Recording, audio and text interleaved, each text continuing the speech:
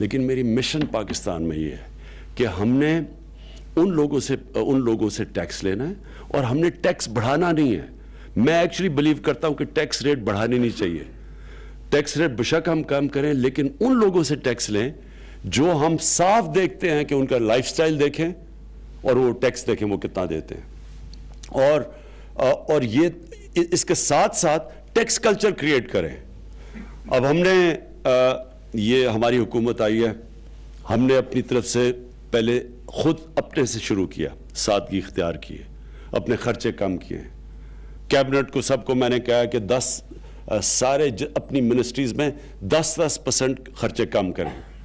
میں نے اپنے پرائم منسٹر ہاؤس میں اب تک 30% خرچے کم کر چکا ہوں.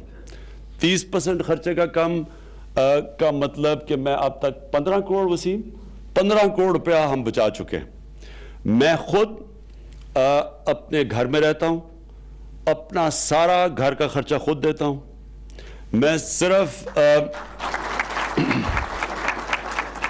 کوئی میں نے کیمپ آفس نہیں ڈکلیئر کیا. پچھلے لوگوں نے 5 کیمپ آفسز ڈکلیئر کیے تھے. کیمپ آفس کا مطلب کہ سارا خرچہ کیمپ آفس کا ٹیکس پیئر دیتا ہے.